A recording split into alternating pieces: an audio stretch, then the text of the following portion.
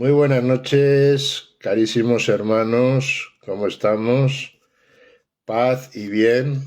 Un fuerte abrazo fraternal para todos los que nos están empezando a escuchar en directo y para los que nos van a escuchar después en indirecto.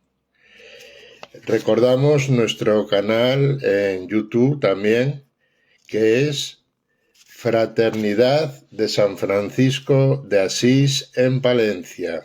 Repito, tenemos un canal de YouTube que se titula Fraternidad de San Francisco de Asís en Palencia.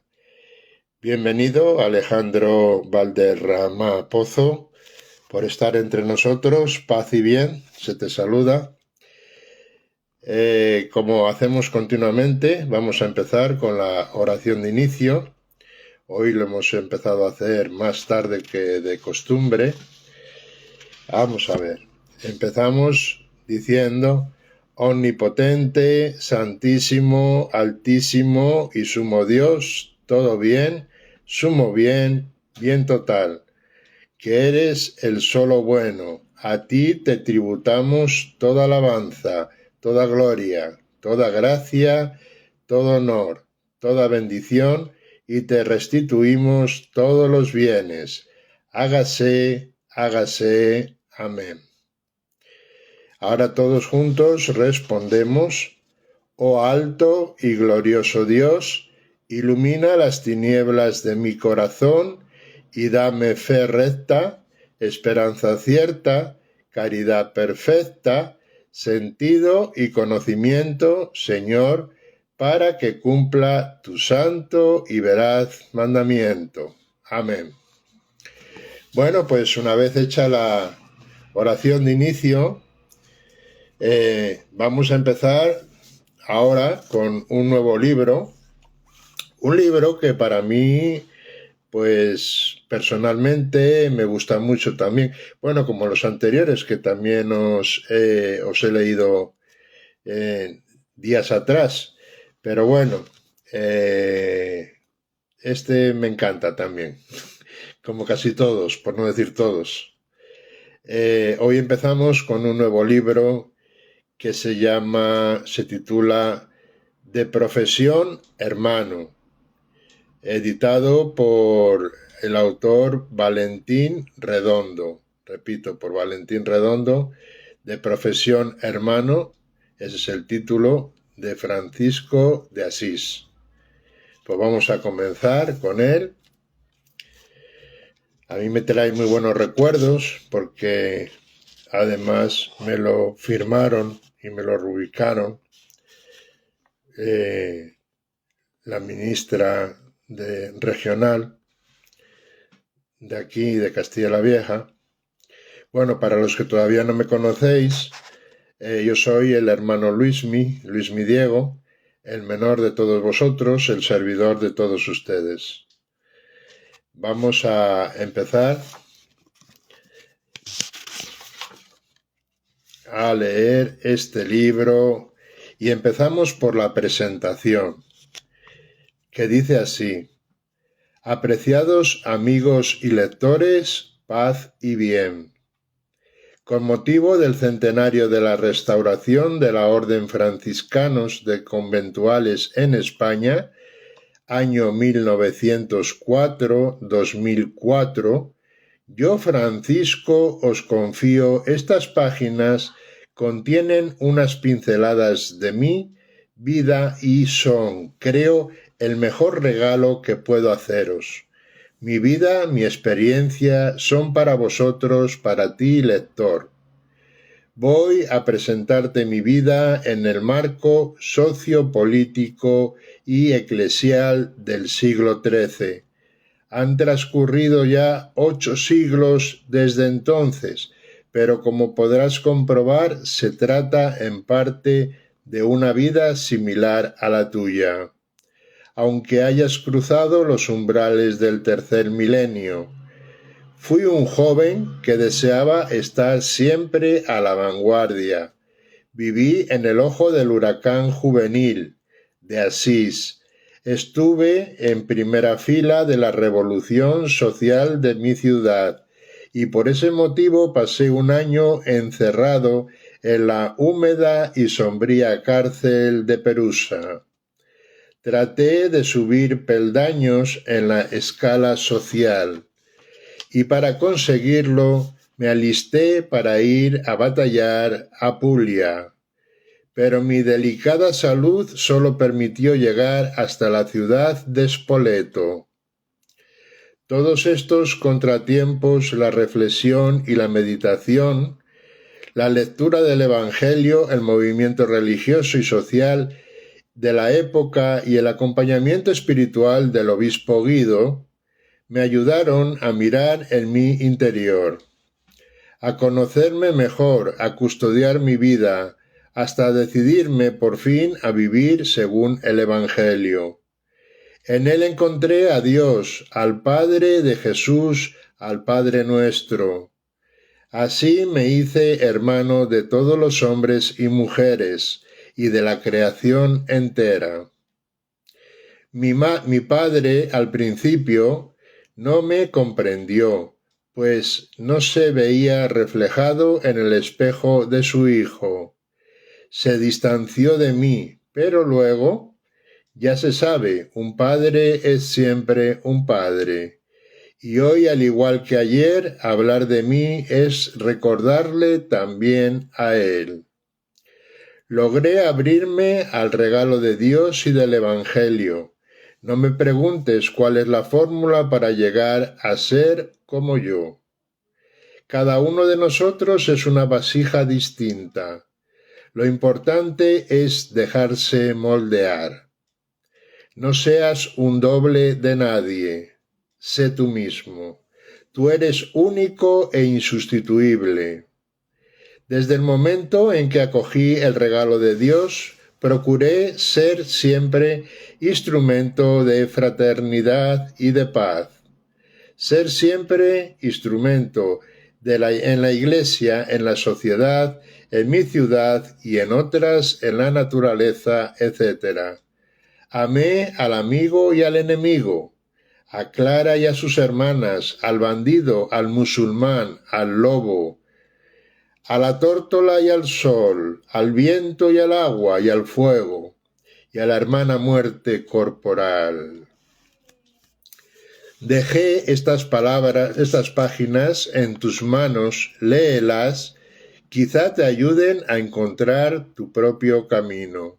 Te digo con entusiasmo que la vida es maravillosa, debes vivirla, con compasión, vivirla, compartirla. ¿Te dicen algo Jesús y su Evangelio? A mí me fascinaron y comencé a dar vueltas como una peonza, y todavía hoy el mundo gira conmigo deseando comprender qué tienen Jesús y su Evangelio para suscitar transformaciones tan radicales como la que comprobaron en mí. Cuando abrimos de verdad el corazón, el Evangelio, entonces se adueñan el amor, el servicio, la comprensión, el perdón, la alegría. Adelante, estas locuras deslumbran al mundo y lo transforman. Durante la celebración del mencionado centenario, conocerás seguramente algo de la historia y vida de los hermanos conventuales. Como la Vía Láctea, su historia está tachada de estrellas. Los numerosos hermanos que han dejado ahí su huella indeleble. Me despido de ti, amigo lector, y te confío estas páginas de mi vida. Construye la tuya con convicción y esperanza. Tu hermano y amigo y confidente Francisco de Asís.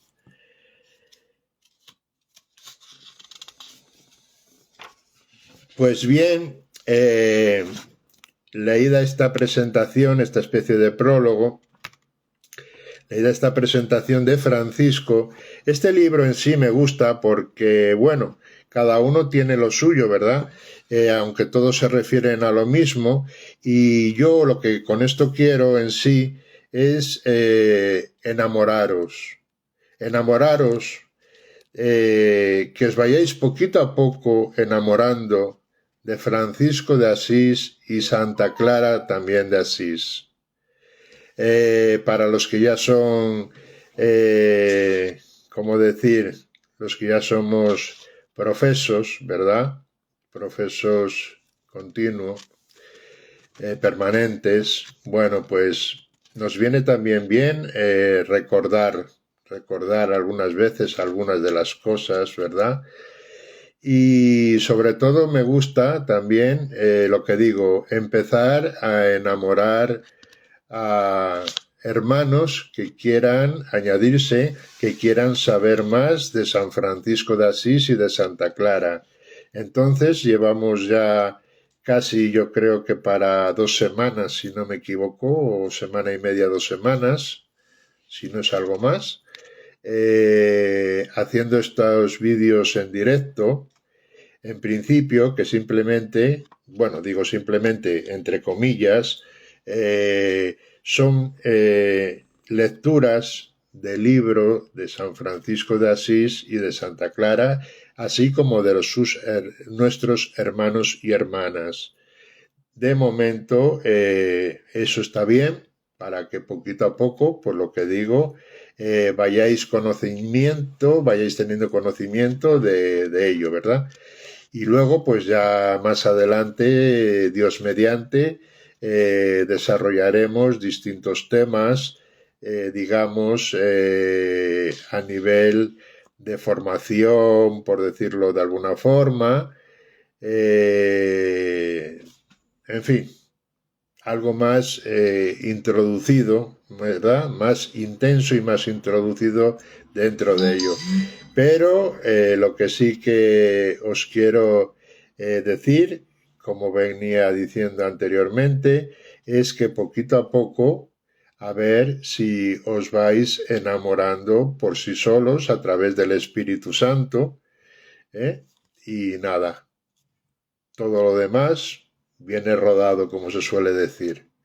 Vuelvo y repito que nuestra página, tenemos un canal en YouTube, aparte de este de Instagram, tenemos un canal en YouTube que es Fraternidad de San Francisco de Asís en Palencia, ¿vale? Palencia con P, no Valencia, Palencia con P. Pertenecemos a la región de Castilla la Vieja, a la zona de Castilla la Vieja, ¿vale?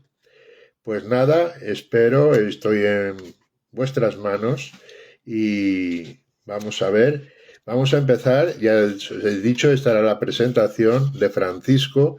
Lo que me gusta de este libro es que según lo vamos leyendo, lo vamos escuchando, es como si yo mismo fuese Francisco de Asís, como si yo mismo fuese el hermano Francisco, porque este libro lo voy a leer tal y como está, sin añadir y sin quitar nada, por supuesto, y bien, es como que habla San Francisco en primera persona, como que es él mismo, como que yo, el que lo está leyendo a todos ustedes, hermanos, fuese San Francisco. Lo que sí también yo aconsejo, o me gusta aconsejar, que después de que hacemos cada capítulo, dependiendo del tiempo que tarda cada uno, porque unos son más intensos, otros son más cortos, después de esto, cada uno de nosotros personalmente reflexionar sobre ello. Reflexionar en un sitio que pueda ser individualmente, quizá en nuestra habitación, en un lugar apartado y tal. Como también igualmente pues podemos compartir los vídeos, ¿por qué no? Perfectamente, con nuestros hermanos de nuestras fraternidades locales, etcétera, regionales, nacionales o internacionales. Lo podemos compartir con amigos, con vecinos, con la familia, y todos, poquito a poco, nos iremos enamorando. Bien, pues empezamos ya con este libro. No quiero tampoco cansaros. Y lo que digo, es como si yo mismo hablaría como si yo mismo fuera Francisco. Que así es como está escrito el libro, ¿vale? Bien, pues seguimos adelante. Dice, su primer título se llama Panorámica de mi época. Yo, Francisco de Pedro de Bernardone, ahora más conocido como Francisco de Asís, os quiero contar mi vida. Comienzo narrando el marco de la época en que nací, crecí y me convertí al Señor. Una época como la de hoy. En ella hacía muchos grupos sociales, había y religiosos, cada uno distinto por lo general. No aceptamos ni por la sociedad ni por las iglesias, sin embargo, portadores con frecuencia de valores muy interesantes. Yo, por ejemplo, copiaré muchos de estos valores. Por citar algunos de estos grupos, diré que estaban los valdenses, los cátaros, los pobres católicos, los patarinos y otros muchos de nombres cada vez más difíciles. Los valdenses, y no voy a detenerme en otros grupos, vivían pobremente, iban descalzos, trabajaban con sus manos. No tenían lugares fijos, predicaban al pueblo en lengua vulgar, todo era maravilloso, pero querían hacer pasar a todos por el aro. Y en vez del servicio evangélico, pretendían imponerse y mandar, y se armó la de San Quintín. La guerra, sobre todo en el sur de Francia, el rey Aragón, Pedro II les apoyará, muriendo en la contienda. En España, algunos seguían durando de Huesca. El despertar religioso se mantuvo con las cruzadas. Es cierto que en ellas se unía política y la fe religiosa, pero de todo ello, lo más importante fue la nueva ruta comercial, que se abrió en el oriente y de la que se favorecieron las ciudades o repúblicas italianas, también mi padre en las famosas ferias francesas. Lo más nefasto de las cruzadas fue la división de las luchas internas mantenidas en el Imperio Romano de Oriente. La sociedad se encontraba dividida en el Imperio Romano Germánico, que dominaba gran parte de Europa Central y de la Italia, así como también de los reinos que se estaban formando. Inglaterra dominaba sobre todo territorios franceses, y muchas tierras de España se encontraban bajo dominio musulmán. La sociedad se dividía entre mayores y menores. La sociedad se dividía, repito, entre mayores y menores. Los mayores, a su vez, en escalafones piramidales: emperador, reyes, condes, marqueses, duques, todos en sumisión a los inmediatos superiores, pero el periodo de algunos de la escala inferior jugaba malas partidas a los superiores. La otra parte de la sociedad la formaban los menores. Villanos y siervos de la gleba, estos últimos atados a la tierra carecían de libertad. de movimientos, y eran como una cosa en manos de los mayores. Los villanos tenían libertad de movimiento, pero debían pagar grandes impuestos. Algunos villanos alcanzaron gran poder económico con el comercio y se les dará el título de prohombres o bienhechores de la ciudad, y se les permitirá elegir cónsules que tendrán la capacidad de dictar leyes, regir la ciudad y administrar justicia, pero siempre bajo la directa vigilancia del Señor, al que apoyarán y servirán con sus tasas y levantarán milicias a favor de él. Esto mismo sucedía en mi pueblo natal, Asís. A la Iglesia se la veía como hoy. Los burgos, barrios de artesanos, consideraban lejanos y conservadores a los monasterios y abadías. Se les había detenido el tiempo, pues no se acercaban al pueblo cuando éste se alejaba de ellos. Eran mejor vistos muchos de los nuevos movimientos religiosos que compartirían los trabajos del pueblo. Las mismas necesidades les hablaban en su lengua.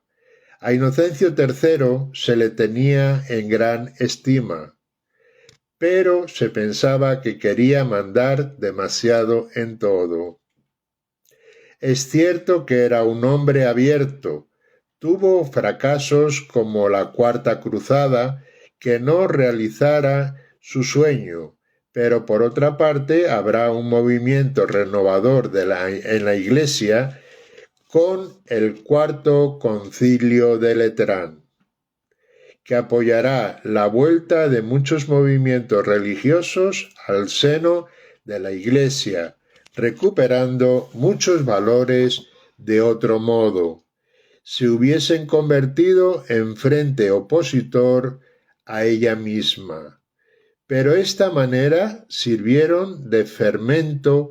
Inocencio III fue un gran jurista, un gran político, un hombre de honda convicción religiosa y un alma de profunda espiritualidad.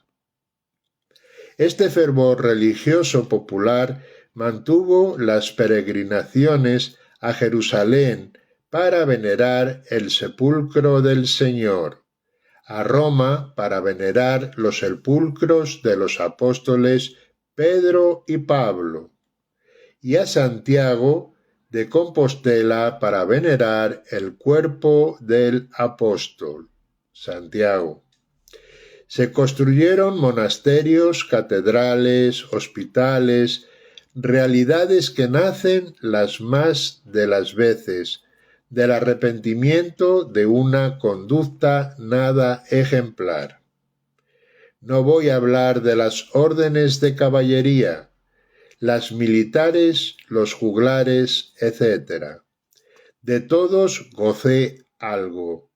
Me tocó vivir en medio de esta variedad de circunstancias. Esta fue mi época, mi tiempo, semejante al vuestro. Creo que no debo decir ni mejor ni peor. Fue simplemente mi tiempo. Así, hermanos, finaliza este primer título que habíamos dicho, se titula La panorámica de mi época. Como pueden ver y seguirán viendo más adelante, y a la vez que se vayan poquito a poco introduciendo, metiéndose más, queriendo saber más sobre San Francisco y Santa Clara, sabemos que San Francisco de Asís, en su momento, en estos escritos que él hacía o que mandaba a alguno de sus hermanos que escribieran, ya ven, han pasado más, ya hemos celebrado los 800 años, los 800 años. Entonces, pero están, al día de hoy, están escritos, estos escritos están como si fueran algunas de las cosas tal y como hoy pensaba Francisco, por decirlo, como si pensaba por adelantado que pasaría y escribía sobre ellas. O sea, hay cosas que verdaderamente al día de hoy y después de casi 800 años tienen su propia conducta también muy parecida a la de entonces. Bienvenido, mi hermano Alberto Hernández Gómez. Paz y bien. Gracias por estar con nosotros. Me vais a permitir un traquillo de este whisky refrescante que es agua.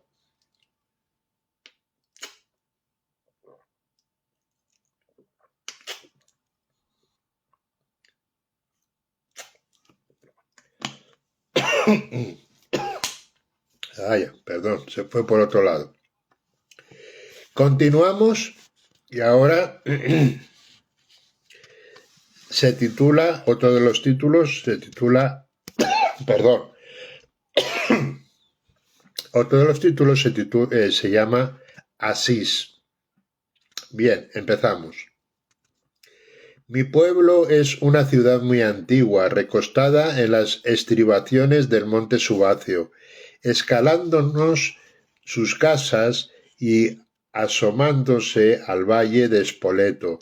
Está situada en la Umbría, entre la Toscana y las Marcas de Ancona. Fue fundada, nos han dicho siempre, por los umbros, dominados luego por los etruscos, quienes se fundieron con aquellos. Más tarde ocuparon nuestras tierras los romanos. En la ciudad se encontraba importantes recuerdos de su civilización, el templo de Minerva, por ejemplo, en la plaza del ayuntamiento y el foro que se ocultaba y conserva bajo la misma plaza. Un hombre ilustre que nació aquí en Asís fue el poeta latino Sexto Propercio. En mis tiempos la ciudad era un poco más pequeña, pero tan pintoresca como lo es hoy, con sus calles estrechas y empinadas que ascendían escalón tras escalón las faldas de la montaña. Un recuerdo especial merece la catedral antigua, la iglesia de Santa María la Mayor. Aquí me bautizaron. En Santa María la Mayor, ahí es donde me bautizaron. En la misma pila bautizaron también a Clara, a nuestra hermana Clara, a Gil, a Inés y a Bernardo, a Pedro Catani, etc. Hoy se encuentra en la nueva catedral, dedicada a San Rufino, el evangelizador de mi pueblo. La catedral es una bella construcción románica, aunque ya en su fachada balbucea el gótico. Al lado se encuentra la casa de Ofreducio de Favarone, el padre de Clara, Inés y Beatriz, que eran las tres hermanas. Un recuerdo especial también para la iglesia de San Jorge, donde aprendí las primeras letras, donde me enterraron y donde hoy se levanta la basílica dedicada a la hermana Clara. Sin olvidar el palacio del capitán del pueblo, la torre municipal del comune, en cuya pared todavía hoy se puede apreciar las medidas oficiales de la administración civil. Las medidas del comercio y de la construcción, tejas y ladrillos, el palacio de los priores, la casa donde nací, aunque a veces a uno le hacen nacer en 2 o más sitios. El palacio de Bernardo, coronando las terrazas sobre las que se asienta el pueblo, está el castillo La Roca.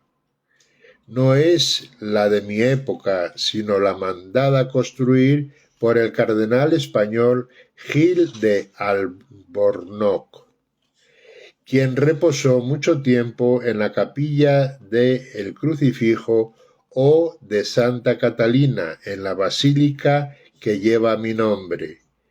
El castillo de mi tiempo fue destruido y con sus piedras levantaron las murallas, signo de libertad e independencia de poder imperial germánico. Todavía hoy se puede contemplar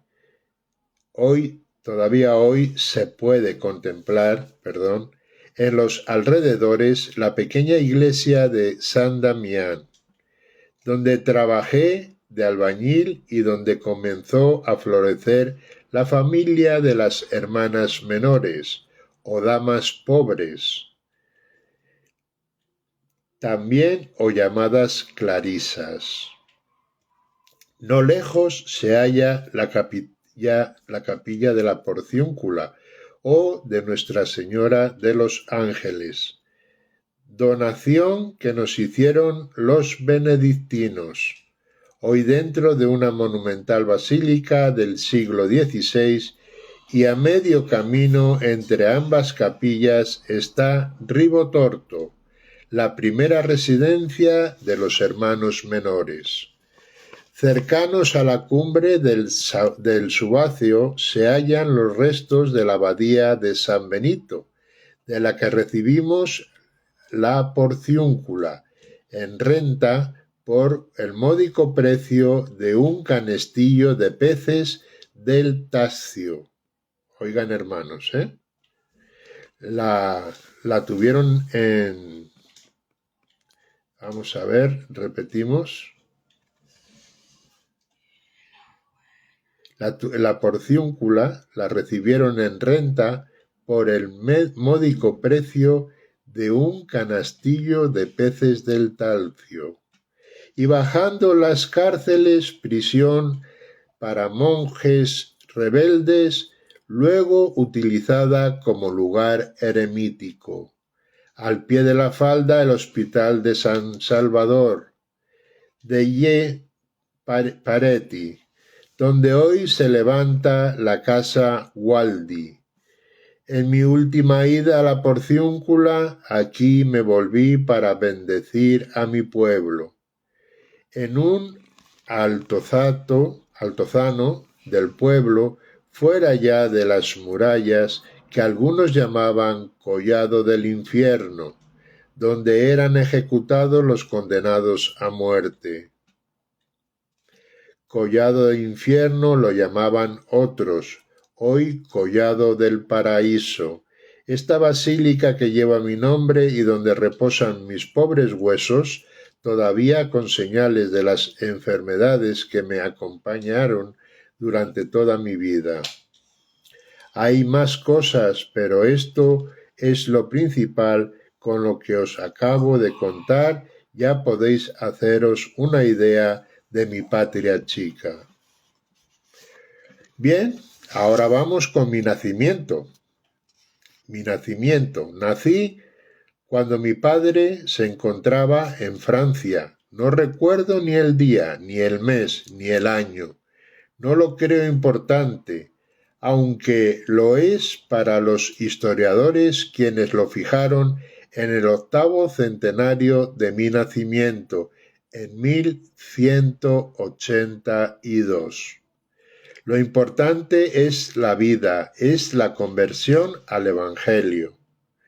Bueno, dejando al lado las fechas, me bautizaron pronto, como solían hacerlo por aquellos años a finales del siglo XII. Bienvenido Edison, que se ha unido a nosotros, también paz y bien.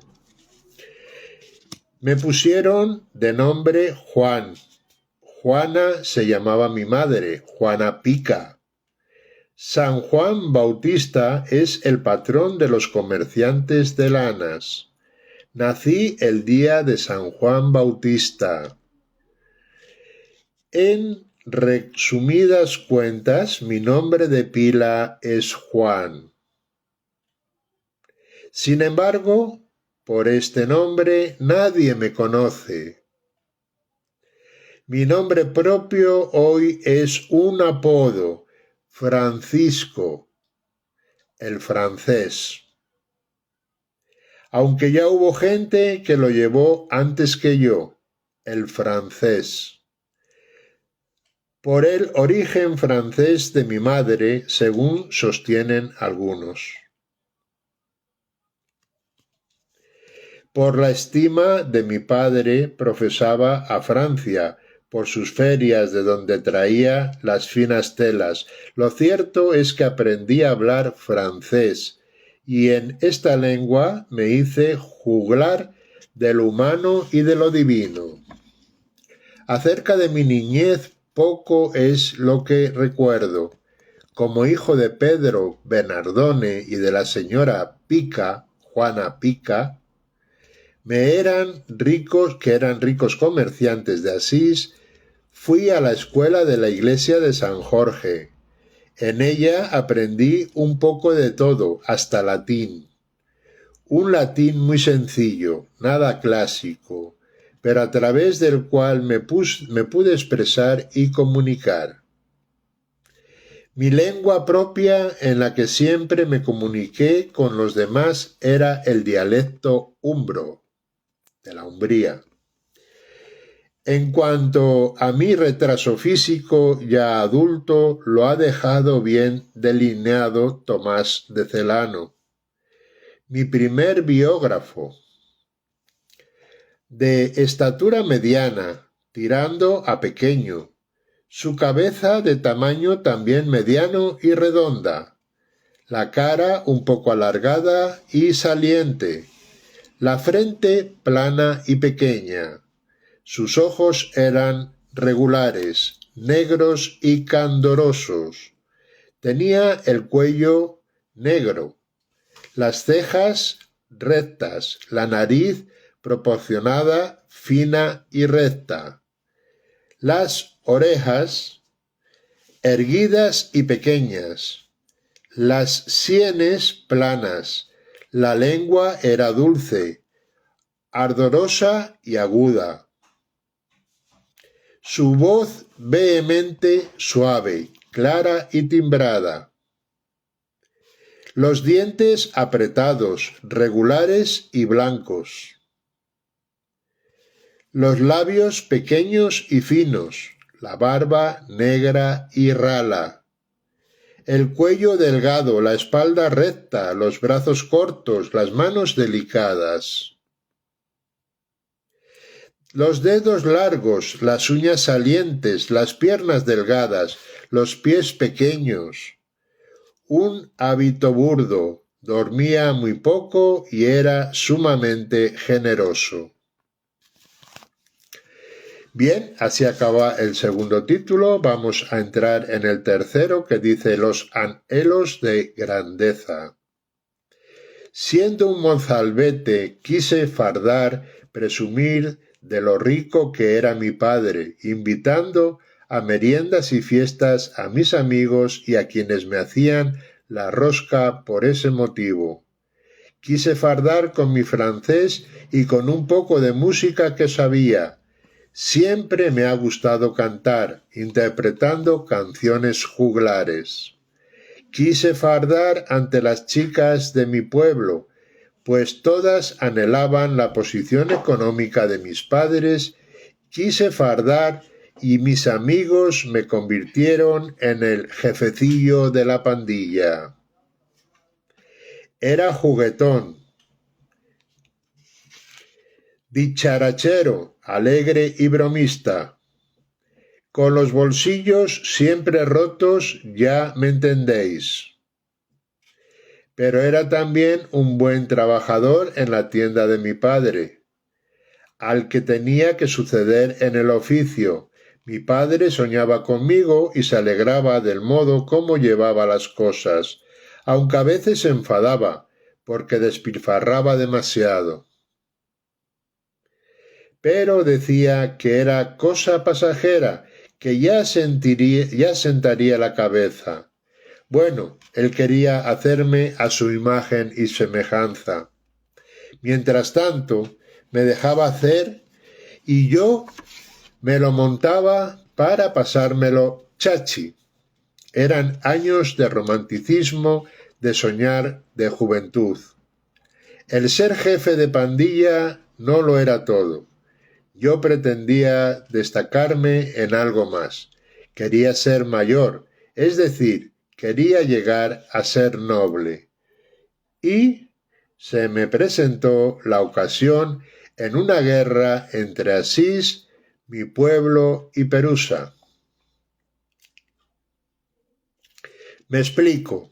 Destruimos el castillo La Roca, lo llamamos nosotros, mientras el duque Conrado de Urlesgin, representante del emperador, había marchado a Narvi a entrevistarse con los embajadores de Inocencio III, ausente el duque, derrotamos a la guarnición que había dejado, destruimos la roca y con sus piedras construimos la muralla de la ciudad y la convertimos en república. Los nobles, siempre acostados a la sombra del representante imperial, siempre dominando sobre los menores del pueblo y sus tierras, sufrieron las consecuencias del levantamiento popular.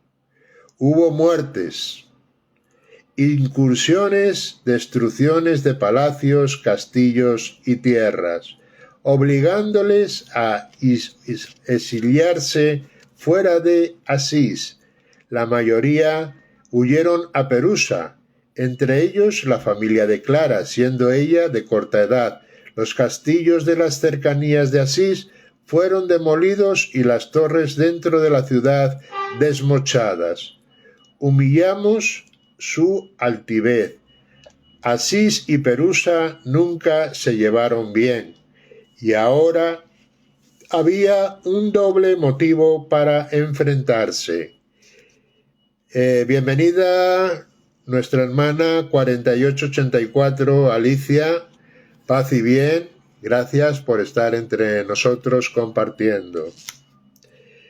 Ayudar a los mayores, a los nobles, asienses, a recuperar sus bienes, sus tierras y sus castillos y palacios.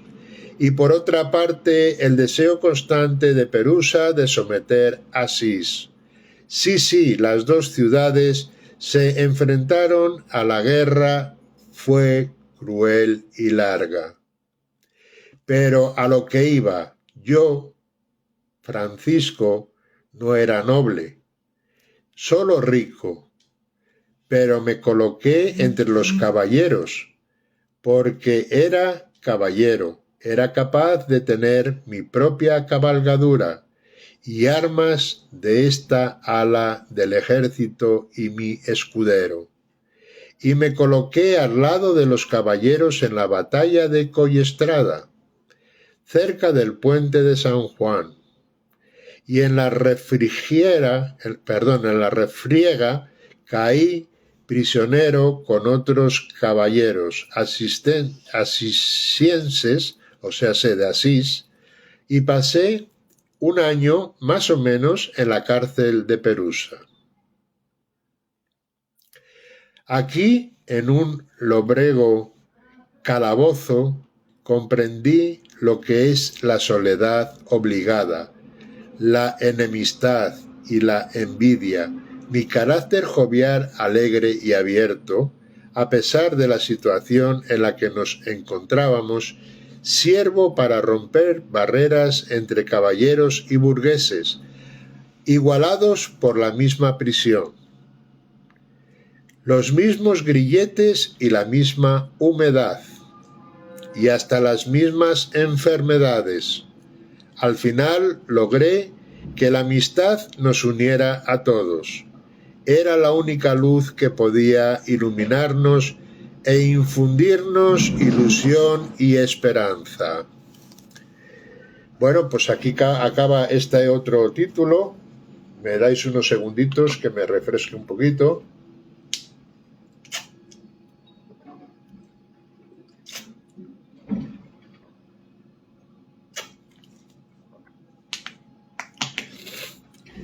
Y continuamos con otro de los títulos de este precioso y bello libro, titulado, ahora este capítulo se titula De nuevo en casa. Enfermo física y moralmente, volví a mi ciudad natal, Asís, después de pasar un año en la cárcel de Perusa. Permanecí encerrado en casa por largo tiempo, hasta reponerme casi del todo. Luego torné a las andadas, a encontrarme con los amigos de antes, a sentarme en torno a la buena mesa, a rondar por la noche entonando cantos de amor y de amigo a soñar. Y quise hacer realidad de nuevo el sueño de grandeza, llegar a ser caballero. Se me presentó una ocasión de oro. Salía una expedición de Asís presidida por el conde Gentile, que debía unirse en Apulia con Gualterio de Brienne, que dirigía las huestes pontificias en nombre de Inocencio III, en contra de las ciertas pretensiones imperialistas. Esperaba consagrarme caballero en el mismo campo de batalla. Con un buen caballo, bien equipado y hechos todos los preparativos, me sumé a la comitiva del conde, que se dirigía a Spoleto. Al llegar a esta ciudad, tuvimos noticias la muerte de Gualterio. Debido a este contratiempo, que me truncaba las aspiraciones del joven que llegaba dentro, junto con la fiebre que de nuevo me acosaba, tuve que guardar reposo. Fue tiempo de reflexión, de sueños que parecían querer dar razón a mis deseos, aunque al mismo tiempo me inquietaban, me interrogaban. Sucedió lo siguiente. Uno de esos días de mucha fiebre, revuelta la mente por los anhelos de grandeza y los obstáculos que encontraba, me detuve en los sueños en un palacio grande y lujoso, con grandes salas y pasillos, y entre estas suntuosas paredes vi abundantes armas selladas con la cruz, y una bellísima esposa. Esto me sucedió varias veces.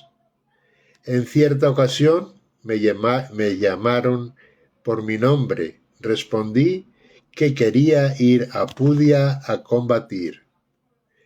Pero me contestaron, ¿quién puede favorecer más, el siervo o el Señor?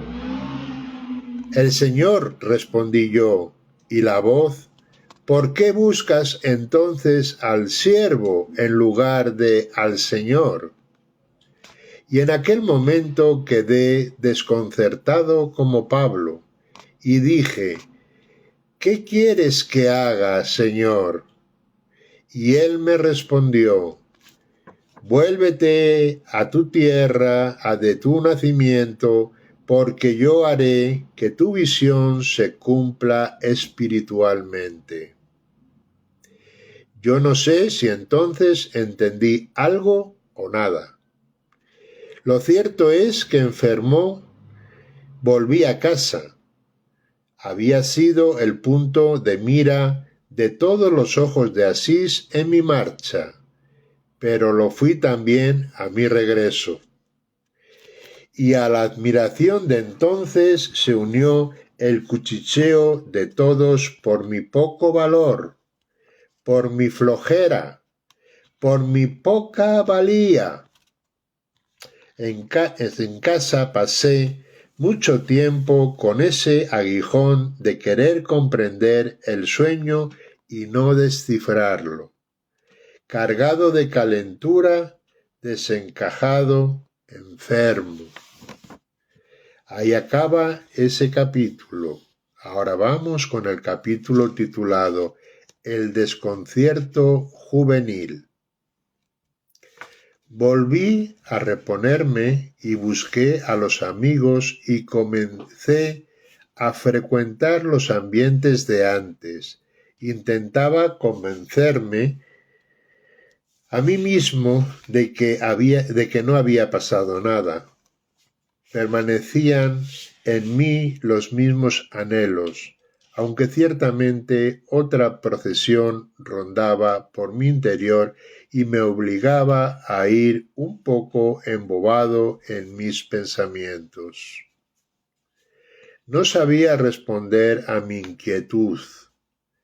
Reconocía que había en mí un algo, aunque era incapaz de explicarlo, y explicármelo. Un algo semejante a cuando te preguntan ¿qué te sucede? Y respondes nada. Un nada que no significa nada, sino que no sabes explicarte, que te impide comunicarte con los demás. Son esos momentos en los que uno procura evadirse de la cotidianidad de la vida y se encierra en su propio caparazón. Algunos se dieron cuenta de mis miradas lejanas, perdidas, del nerviosismo que te invade e intentas encubrir, porque se manifiesta sin saber, como sin querer, mis amigos se dieron cuenta en varios detalles, entre ellos porque cuentan, perdía el paso del grupo, y estando junto a ellos vivía ausente, teniendo que espabilarme en más de una ocasión. Me preguntaban inquietos si estaba enamorado, y mi respuesta era afirmativa. Pues sí, es cierto, me sucedía todo esto, pero era incapaz de responderles a ellos y de responderme a mí mismo. Era esa lucha que nacía en lo más profundo de mí mismo. Desconocía su origen y no sabía explicarme. Todo ello me condujo a dar una respuesta a mi existencia. Aunque la primera consecuencia fue negativa, enfrentamiento cada vez más duro y persistente con mi padre, hasta el punto de que tuvo que encerrarme. Y entre mi padre, que sufría lo indecible, y yo había una tercera persona que sufría por los dos, mi madre. Después de ser encarcelado en la prisión familiar por mi padre, habiéndose marchado en uno de sus acostumbrados viajes, mi madre me abrió las puertas de la libertad. Esa libertad que intenté buscar en la tienda, en la soledad de aquella cueva que sólo conocía un amigo íntimo, en seguir los propios planes sin pretender violentar las directrices de mis padres, los consejos de los amigos, esa libertad que parece ser luz y no es más que un relámpago que te ciega. He ahí en la oscuridad es donde debes encontrarte contigo mismo, verte ver tus valores, la necesidad que tienes de romper con lo que te deforma o no ayuda a formarte. Bueno, todo esto se dice así, en pocas palabras, pero el proceso fue lento y muy largo. Bien, seguimos con otro capítulo titulado Desnudo pero arrollado por Dios. La vida seguía su ritmo, nunca perdí la alegría. Eso sí, vi que tenía que optar por la que tenía metido en mi cabeza y creía que era lo mejor, aún en contra de la presión que hacía mi padre, la atracción de los amigos. Cada uno de los que me rodeaban querían hacerme a su imagen, en su particular mi padre. Las cosas habían comenzado mal. El abandono de los amigos, la prisión en casa, el abandono definitivo de la casa paterna, la venta de retales y del caballo en Foligno, una ciudad vecina a Asís. A lo recaudado se lo entregué a Pedro, un pobre sacerdote que me había acogido en la ermita de San Damián, donde prestaba su ministerio sacerdotal. Pero rechazó siempre el dinero por miedo a mi padre. Mi padre, por su parte, se enfadó sobremanera.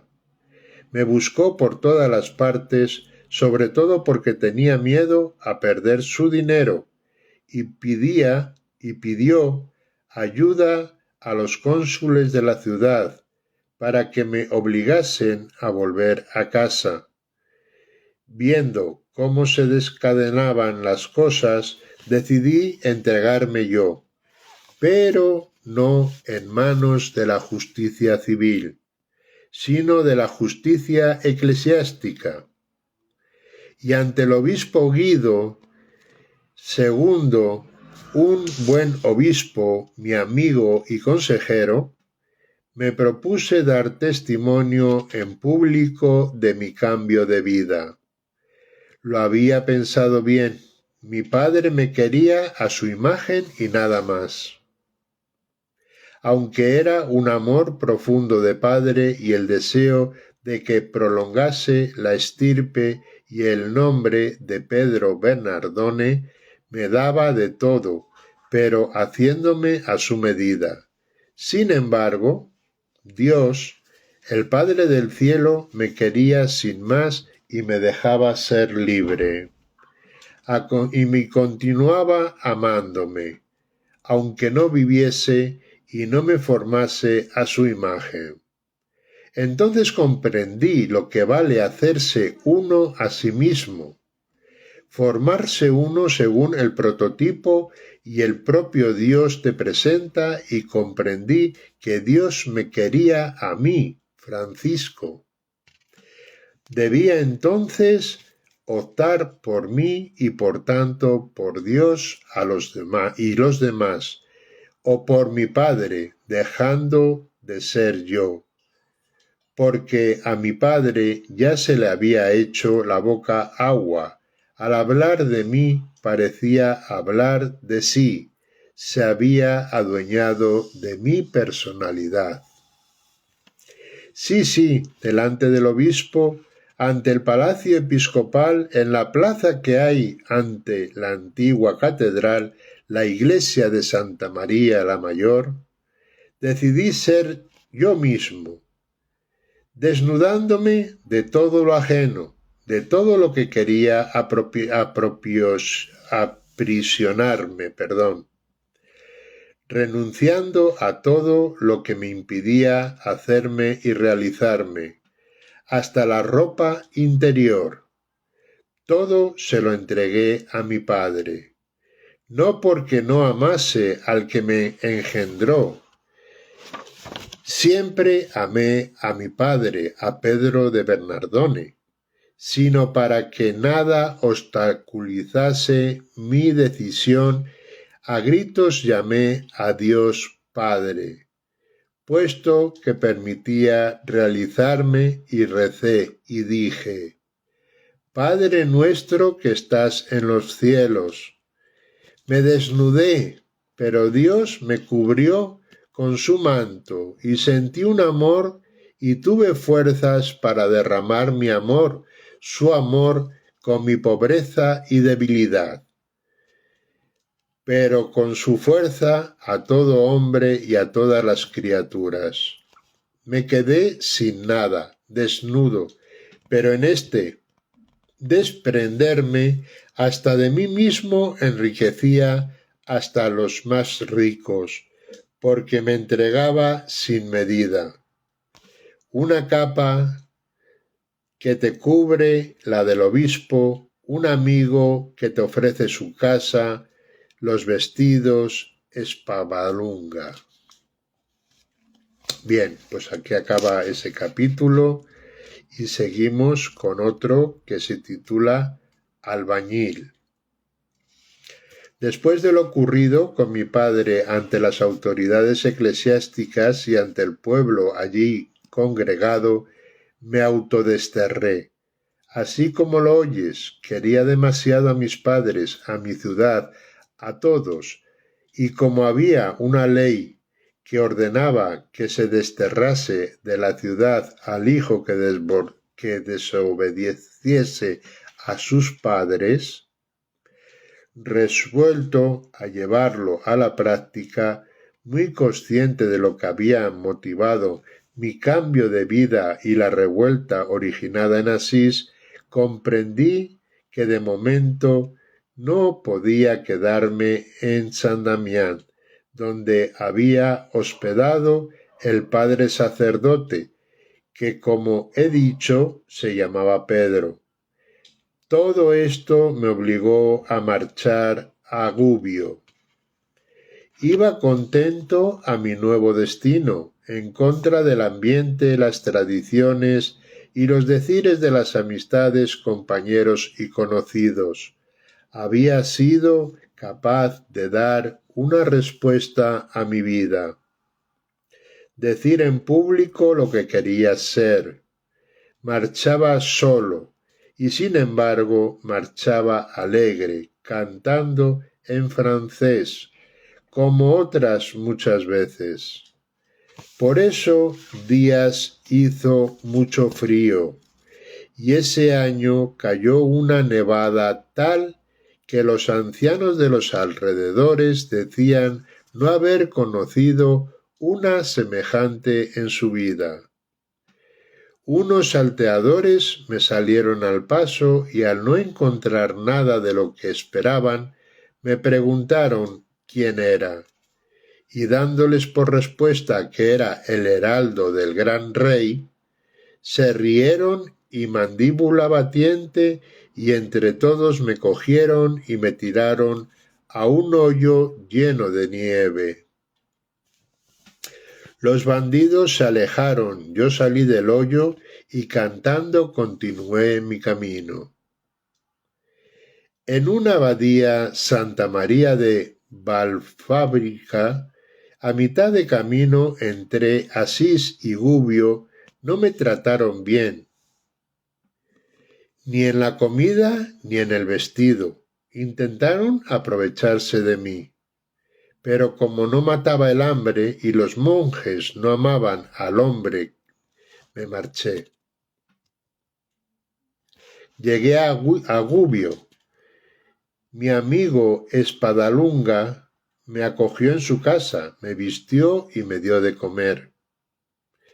Lo que dice Mateo en el Evangelio sobre los lirios y los pájaros veía que se estaba realizando en mí. Dios tenía gran cuidado de mí y noté que me amaba más que a los pájaros y a los lirios. Pasado tiempo, me volví a Asís, pero no me hospedé en la ciudad.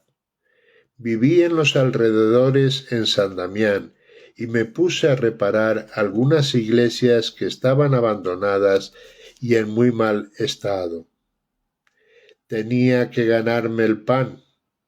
Era penitente y uno de los trabajos desde muy antiguo entre los hermanos de la penitencia era reparar iglesias, y así lo hice.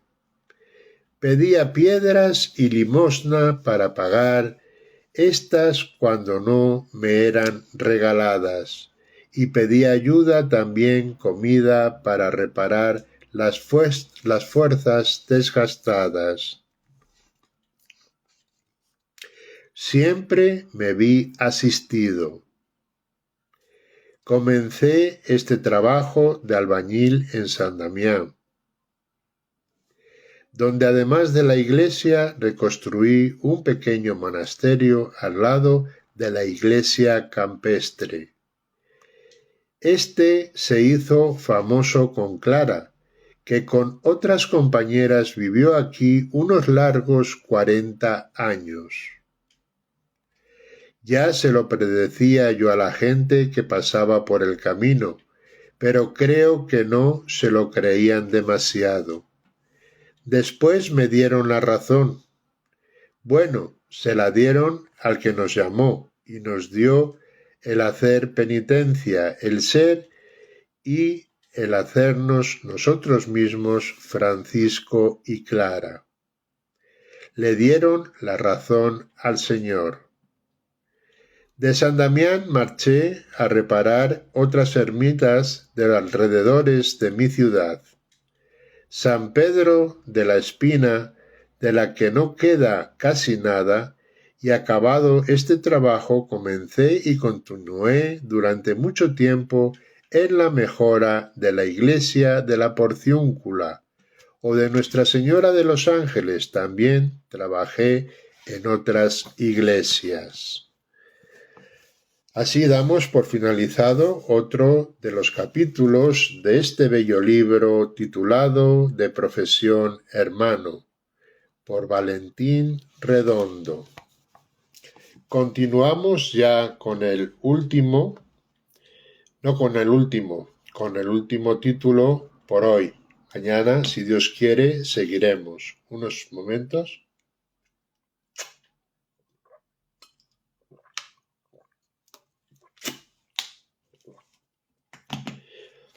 Bien, pues vamos a acabar en la noche de hoy.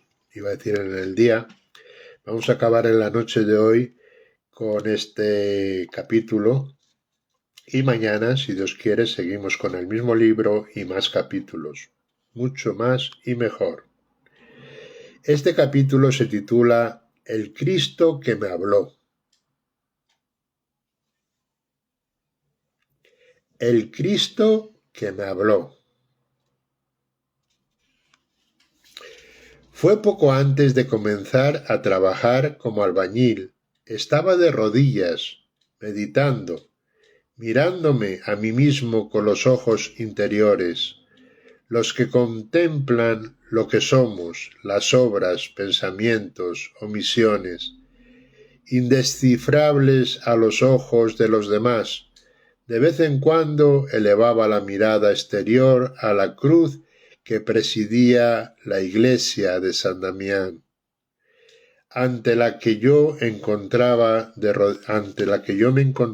rodillas, cuando de pronto sentí aquellas palabras: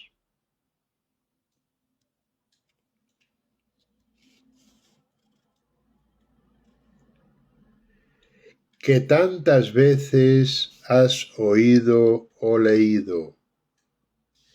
Francisco,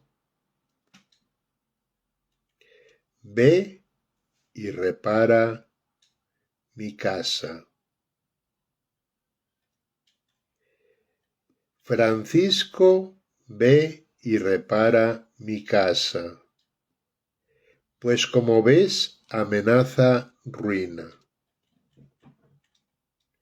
Yo, ni corto ni perezoso, comencé a trabajar, como dije antes, con la paleta de albañil y a colocar piedras que tapasen los huecos o uniesen lo resquebrajado.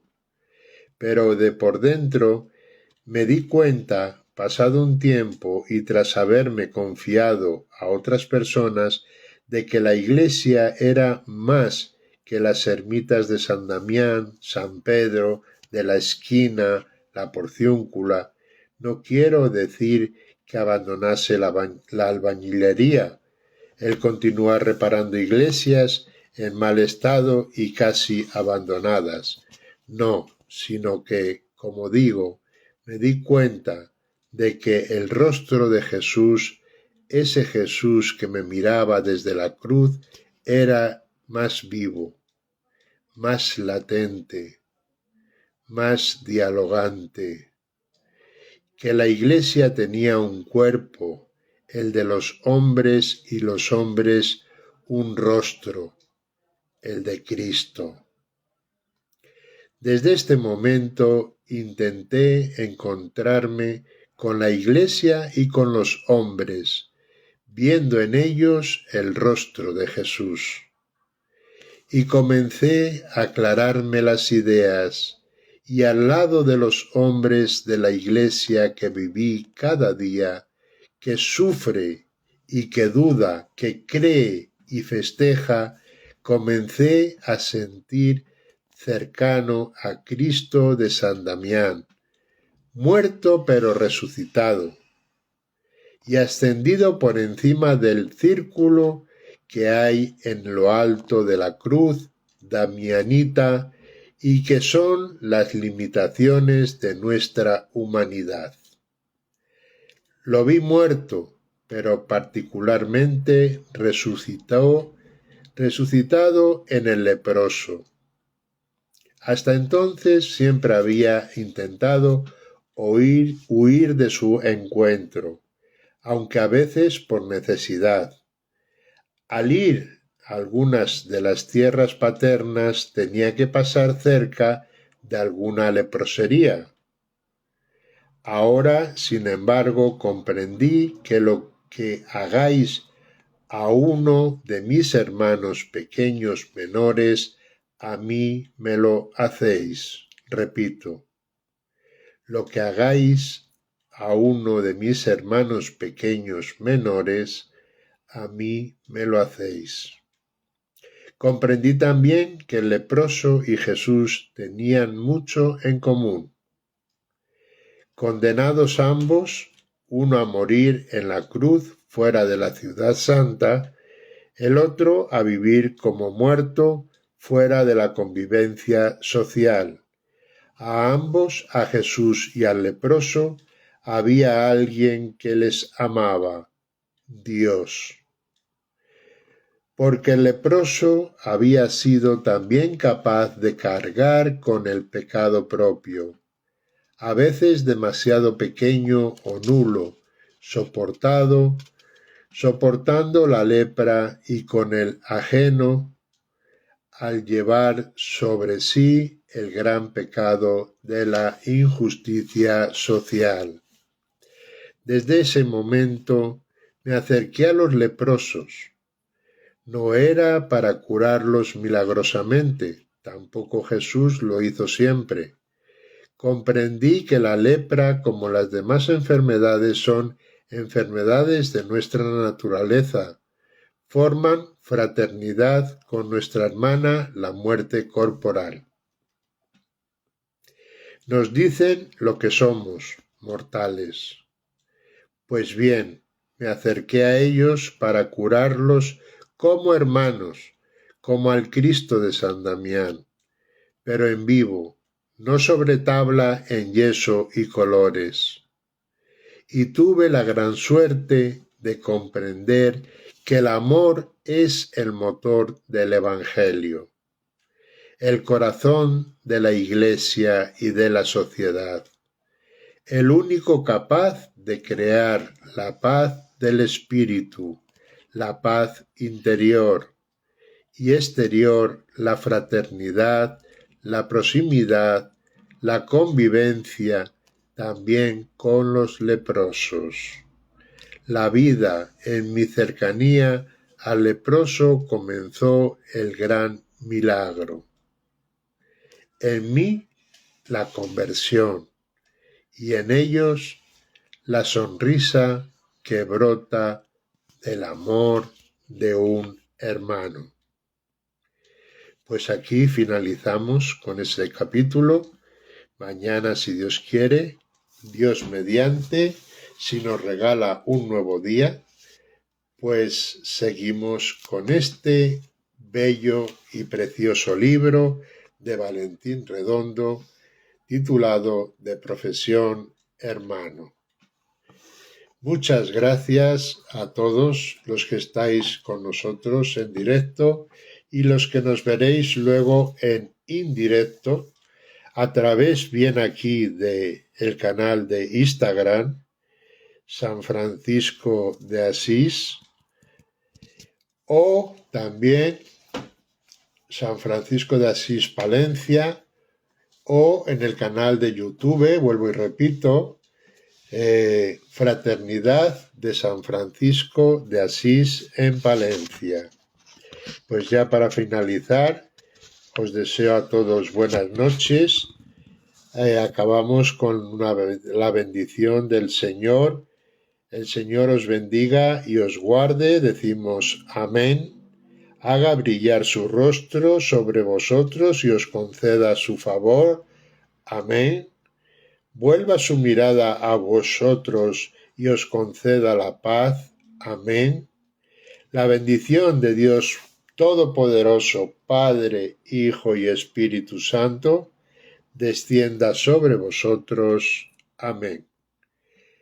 Carísimos hermanos, buenas noches, un abrazo en Francisco, paz y bien. Estuvo con ustedes el hermano Luismi Diego, el menor de todos ustedes.